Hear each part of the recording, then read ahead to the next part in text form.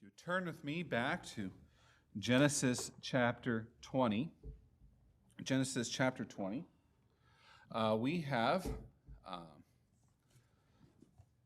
we will look at the whole chapter because it is one self-contained story. And I just want to make a note that maybe we'll make this applicable, but I've noticed in my children something that I had forgotten about myself. And the children just do not like it when I use them as announcements. So I will just use as illustrations. They've told me to stop that. So I'll try to make it vague and general. But one thing I've seen that I remembered after seeing it was that there is an instinctive impulse to try to avoid trouble by saying whatever needs to be said to avoid that trouble. How can I illustrate that? If you hear a loud clang in the other room or a kitchen or a scream or a slap or something like that, almost immediately the next thing you hear is something like, it wasn't me, I wasn't involved, or I wasn't, it was like trying to excuse yourself. Now this is, and usually my first thought was, well, I didn't think you were involved until you said that, and now I'm suspicious. So, but this is something that I see in my kids. I remember actually doing this. I remember seeing my dad or my mother upset and being the first response is saying whatever I need to do in order to avoid accountability, in order to avoid the response of getting in trouble. And it's funny how that is a natural reaction. That is almost a gut level reaction. It doesn't need to be trained. It doesn't need to be learned. It is practically instinctual. And we see that in our children, and that's something we try to train and teach our children how to take accountability and be responsible for their actions and to not be so quick to make excuses. But we also see this, but this reaction extends, that when life gets hard, when things get challenging, when we get in trouble, we want to lie. We want to avoid accountability. And when it's small in kids, it's small. But as it gets up, we see this reaction in our life. Do we not see this reaction in our politicians, in our leaders? People who, as soon as things go bad, oh, it was the other guy. It was the former guy. It's the Congress. It's the president. It's the whoever. It's somebody else. And this also can extend to us as well, I believe. This is something that we can be quick to excuse, quick to brush off confrontation, quick to go, oh, it's not my fault. I don't have a problem. It's not a big deal. But what we're going to see in this story in Abraham, which is interesting in that it seems somewhat disjointed, right? Well, last time we were in Genesis 19, we looked at Sodom and Gomorrah, how it was destroyed. Lot was debased. And after that, we have immediately pivoted back to Abraham from the end of 19 and really verse 18. And we come to a story that seems disconnected in some way. It doesn't really, you don't understand how does this follow the plot of Abraham, right? He's been called by God to go into the land. And now he is in the land. He travels around in the land. And he comes to a place and he repeats something that he did before. Why are we seeing this? Well, I believe we are seeing this because it instructs us in the meaning of Genesis. It instructs us on the purpose of this book, of what it is telling us. And what it tells us is that we are to trust God's revealed plan. And what we're going to see in our chapter, verse 20, chapter 20, we will see, because God rules in your life, you must obey his plan. And we're going to look at this and how it actually connects and how it reveals about trusting God's revealed plan. Look at chapter 20, verse 1. We'll just go through the passage really quick and then draw some general principles and applications from it. But chapter 20, verse 1 opens back up where we last left off in 1929. If you look at 1929, it was the last time we saw Abraham. If you turn to 1927, now Abraham arose early in the morning and went to the place where he had stood before the Lord. And he looked down toward the Sodom and Gomorrah and toward all the land of the valley. They saw, and behold, the smoke of the land of he saw, and behold, the smoke of the land ascended like the smoke of a furnace. Thus it came about when God destroyed the cities of the valley that God remembered Abraham and sent Lot out of the midst of the overthrow, which he overthrew the cities in which Lot lived. And that is the last time we saw Abraham. Abraham saw what happened to Sodom and Gomorrah from the hillside several miles away. And now we come back to him. He has traveled. Look, he says, Abraham journeyed toward the land of Negev. Why is he traveling? Well, I have a map here. I don't know if you can see it that well. I put an overlay that didn't match exactly, but an overlay of the modern state of Israel, just so you have an idea where everything is. All right, so I have this first red circle. This is about where Jerusalem is. And again, forgive me, the normal map and the map, the black and white lines didn't quite match up, and it was quite frustrating. So you're like, wait a minute, that road's not right. If you know it's not, but it's close. So just to give you a general idea of where things are. This red line is where Jerusalem. If we go about halfway about the Dead Sea, this is where Abraham has generally been hanging out. This is the mountain. This is the area where he has been living by the oaks of Mamre. And now what he has done is he has come down. It tells us, he says he came toward the land of Negev and settled between Kadesh and Shur.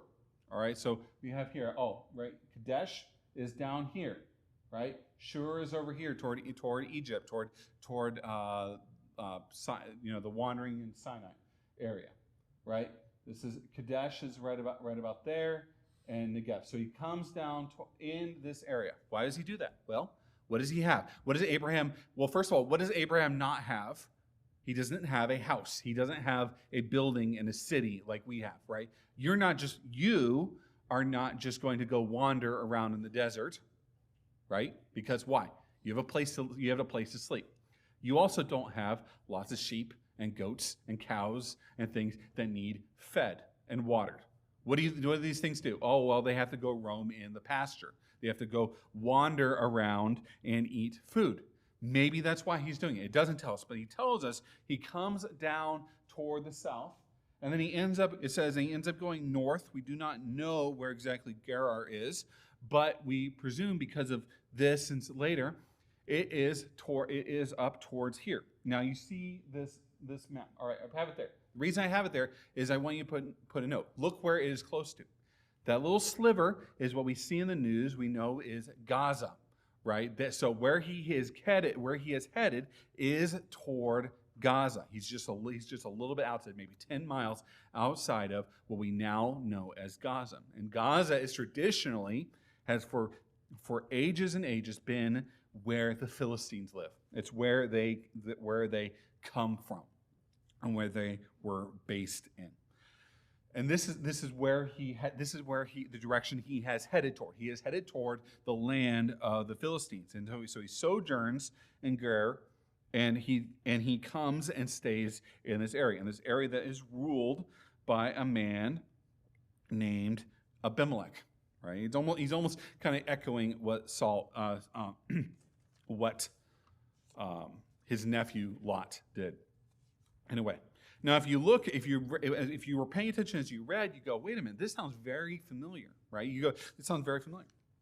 And it is, because 25 or plus years earlier, when they came to the land, they journeyed down into the land of Egypt and did almost the exact same thing. Let me read this to you. Genesis 12, verse 10. And there was a famine in the land, so Abraham went down to Egypt and sojourned there, for famine was severe in the land. It came about when he came near to Egypt, he said to Sarai his wife, "See now, I know that you are a beautiful woman. When the Egyptians say to you, they will say, 'This is my wife,' and they will kill me, but they will let you live. Please say that you are my sister, so it may go well with me because of you, and that I may live on account of you." Verse 14, it came about when Abram came into Egypt, the Egyptians saw that the woman was very beautiful, Pharaoh's officials saw her and praised her to Pharaoh, and the woman was taken into Pharaoh's house. Therefore he treated Abraham well for her sake and gave him sheep and oxen and donkeys and male and female servants and female donkeys and camels. And then the Lord struck Egypt with plagues. Egyptians realized what was going on and sent Abraham back to his home. But in this account, it is a little bit different. It's not exactly how they respond. And we actually see this. They've come now and they've taken a trip. They come to see this local king. In chapter 12, and we see some differences, right? Here he says, Abraham said of Sarah, Sarah his wife, she is my sister. And so Abimelech, king of Ger, sent and took Sarah. And this has puzzled me, and it puzzled me until I was actually thinking about it. I really didn't read why, but okay, why is the king taking her? I want to remind you, remember, how old is Sarah? By this point, Sarah is at least 90 years old. We learned that back in 1717. She's 90 years old. 90 years old generally aren't getting carted off to be married to people. What is happening? What is happening here? Well, I had a whole thing in my notes about the purpose and nature of marriage, but it seems to have disappeared. I don't know where that page went. But the point is, it actually can make sense if we think about it. Now, we would have to make some. It doesn't tell us, right? It says, why does he take her? It doesn't explain it. But we can make some deductions based on what is happening. What happens with marriage? Well, what is the purpose of marriage? Marriage is a union brought about to bring about children and for the mutual benefit of the spouses. This is the general definition of marriage. It's one man and one woman joined together for life in order to bear and raise children and in order to bring together mutual pleasure. That is really what the purpose of marriage is. And we see here several things that have already been violated of that. First of all, he goes and takes her. It's quite clearly not something that she's volunteering for, right? It's not something that she's signing up for. He's not asking, hey, would you like to do this? Apparently, in the kings in those days, they don't ask. They just take what they want.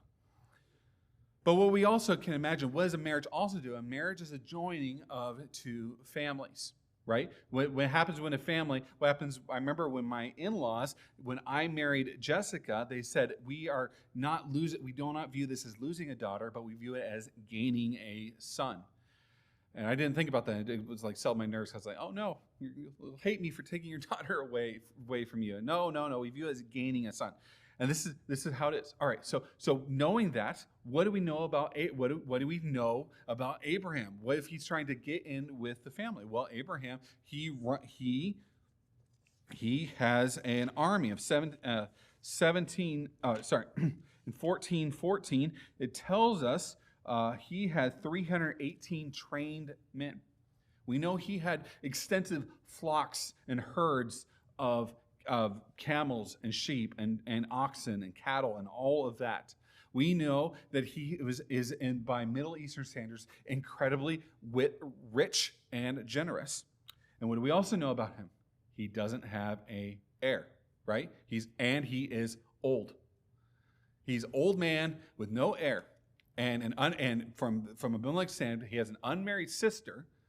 All right, where we set it, where we settle this. Abimelech could be thinking, hey, you know what? If I marry into the family and I'm part of it, when Abraham kicks the bucket, because he's 100 years old by this point, he's got to die soon, and so I'm going to be first in line in order to inherit all his goods, right? This could easily think, hey, Abraham, I want your stuff. This is my way of getting your stuff. But you're like, what should I get? All right, well, here's the point. But let me ask you this. Let's try and make this applicable, and we get into applicable.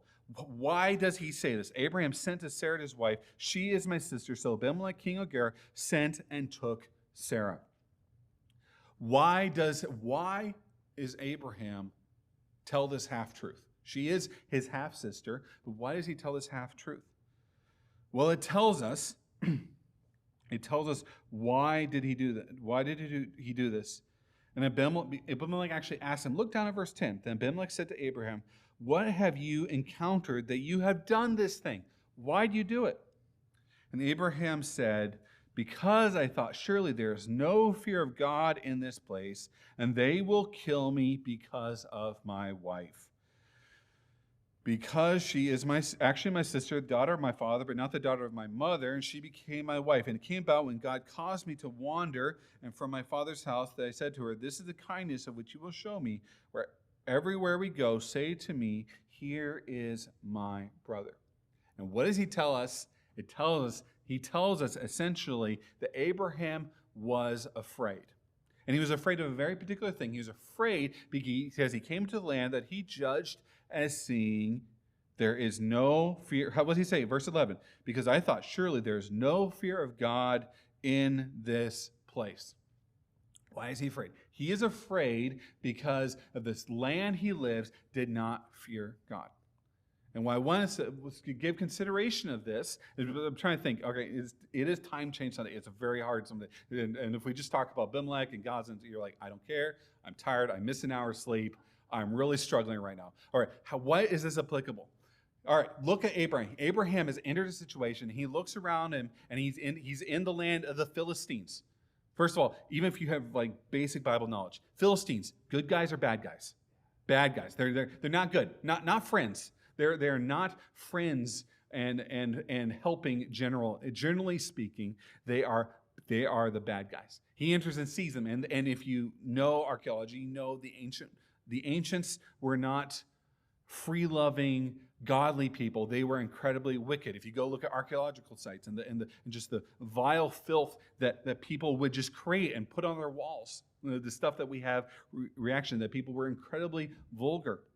He comes to this land and goes, this is terrible. I am afraid. He looks around in his society, he looks at the land he is and goes, oh man, this is bad. There's no fear of God, so now I have to lie.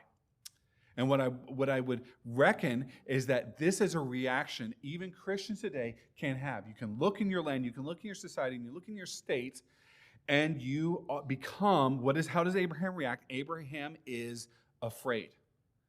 And what I would encourage you, would ask you to give consideration, is that this is maybe not a start, but this can very easily take you into a sinful, dangerous path. Right? What does every prepper? I don't mean being prepared for a hurricane or being, being more robust. And Proverbs tells us, the wise man sees trouble afar off and gets ready for it.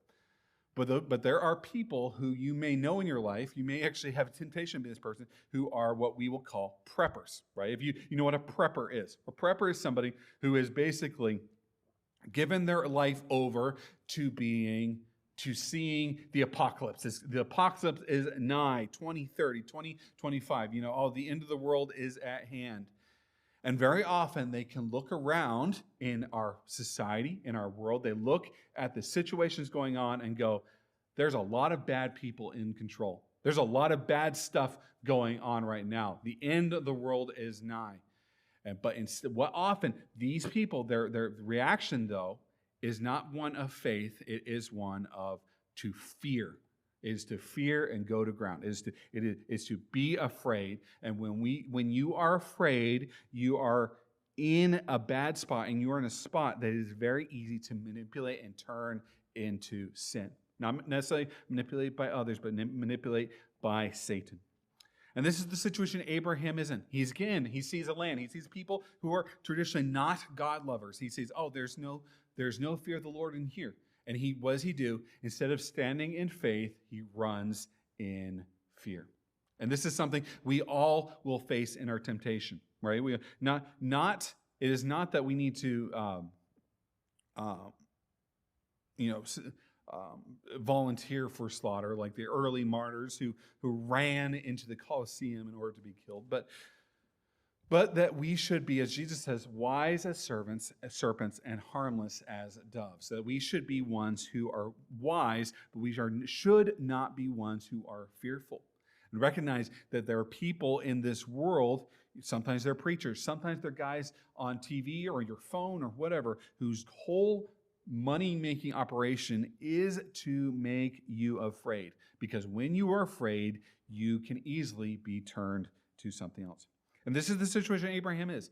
Why does he do it? Why does he lie? What is his first reaction? He's prepared his wife, saying, hey, when we come in, lie. Don't tell the whole truth, because he is afraid. Why? Because he is afraid. So Abimelech takes Sarah to be in his harem, to be his wife. Why? Possibly to take Abraham's stuff.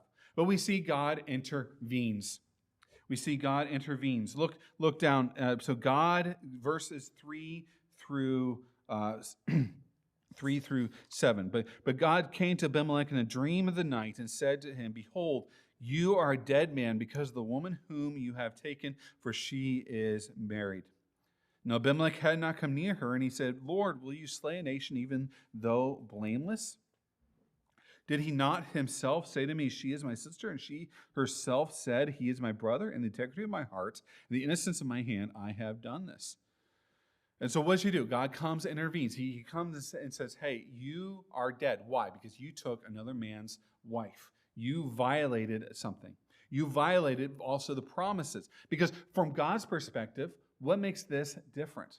What makes it different is the promises he has made to him, right? He's made promises to Abraham that Abraham's seed would be born. So and it would come through Sarah. So these two people are very important in this plan. And it's essentially on the promises they've made, and those promises are now potentially going to be violated, going to be null and void. They are going to be broken. They can't be broken, so God steps in. He steps in and intercedes. And Abimelech says, look, I haven't touched her. I haven't done anything with her, either through circumstances or what have you. It has not come about. I have not violated her in any way. Why? Do not kill me. Because by the lights I have, I've done everything right. And this is how God actually responds, right? God goes, yes, I know the integrity of your heart. You have done this. But then also notice what he adds. Look at this. I've known in your heart, integrity of your heart, you have done this. And I also kept you from sinning against me. Therefore, I did not let you touch her. Because one of the first things I wanted to see and realize and think is that God is that we should not be afraid. We should be people who have faith. They're trusting in Christ, so that even when we see the bad and sinful things go around us, that it doesn't cause us, that their first temptation is to fear, to flee, to hide, but that we have faith and act according to wisdom. But secondly, you look at that and think, man, you could look at that, a response like that, and go, well, it's too late for me. I've already messed up, right? It's easy for us to realize when we get a hold, when God convicts our hearts of sin, where we have not lived up to follow Him, that we have been living in either anger or sin or lust or any number of things, and we get convicted of that and go, man, how much I have sinned. It's too late for me. This is the trick sin will play. This is the trick the devil plays on us. Is that when the sin is on the outside, it says, oh, the sin, it's no big deal. It's just a little bit. It won't affect much. But then when we committed to it, he turns around and says, you are worthless. You have compromised so much, you cannot be forgiven. And this is the situation. But what does God say? Notice what God says is He intercedes. Is that even in our weakness, even in our lowest points, what does God do? God interceded on behalf. And it wasn't a way that Abimelech knew that God, and what I want to encourage you to realize that God is working in your life. And even when you do not walk with Him, that God works in your life. This is the idea behind Romans 8:28. God works all things according to His word. For God is working all things according to His will to make you more like Christ. But what is he doing? He's saying, notice how God responds. I have kept you. I am the one. The reason this didn't go through, the reason this didn't happen is because I protected you. I guided it. God, I have interceded and intervened. That in all things in our lives, God is working on us if we are believers, and that God is working through us and changing that he is confronting and helping us, that he is causing us to grow. But I want to encourage you today that God intercedes on behalf of his promises. And he comforts Abimelech. And then what we see is that Abraham and Sarah are reconciled. So Abimelech rose early in the morning and called all his servants. This is verse 8. After God saying, restore her back to her husband. Why? Because he is a prophet. He speaks on my behalf. So Abimelech, what did he do? The first thing he did, he rose early in the morning, told his men what had happened in the dream, that he talked to God. I haven't talked a little bit about it, but it's interesting that Abimelech, he's not an Israelite. He's a pagan. He's about as pagan as you could be. He's a pagan king, and yet he can talk to God. God has revealed himself to him, and Abimelech responds to him. He repents. He sees the situation, and he brings Abraham and Sarah back together, and he confronts Abraham. He tells Abraham, why have you done this? What did I do against you, and how have I sinned against you that you have brought this on me and my kingdom a great sin? You've done me things that ought not be done. Why? Because he violated God's commandment. He took another man's wife. And so he confronts Abraham, and then ultimately that he and his house are fulfilled and restored. Why? He brings sacrifices. Abimelech took sheep, oxen, and male and female servants and gave them to Abraham and restored his wife to him. And Abimelech said, behold, my land is before you. Settle wherever you please. And then verse 16, one commentator put it this way. If you want to understand the meaning of this word, read it sarcastically. So to Sarah, he said, behold, I have given your brother 1,000 pieces of silver. Why? Because the whole point was she was not his brother in the sense that she was more than that. She was his wife. And what is he saying? My hands are clean. And then Abraham prays to God, and God heals his wound. Because apparently, because of this situation, God had closed up the wombs of his family and stopped Abimelech's household from having kids. That this was in judgment for the sin that had been done. And they are restored, and Abraham and Sarah go about their way. In next chapters, Isaac will be born, and actually Abraham will make a covenant with Abimelech and Beersheba. But what is the point? What is happening? Well, it doesn't seem apparent. It's one of those odd stories that the Bible kind of throws in there, and you're like, oh, well, what do I take for that? How do I mean, if you read this in your mourning, as you may have done in January, or maybe you're doing it now, you go, well, what do I take from that? That's kind of odd. It's not right where you thought the story would go, right? If you ended chapter 18, you would think, okay, the next chapter is going to be Isaac is going to be born. I know how this goes. And then he goes, no, actually it's going to be the judgment of Sodom. Oh, okay. Well, now Isaac is born. And the next chapter is Abraham goes off and falls back into a sin that he has already committed at some previous point. You go, oh, well, that's disappointing. That's not exactly where I would have thought it would have gone.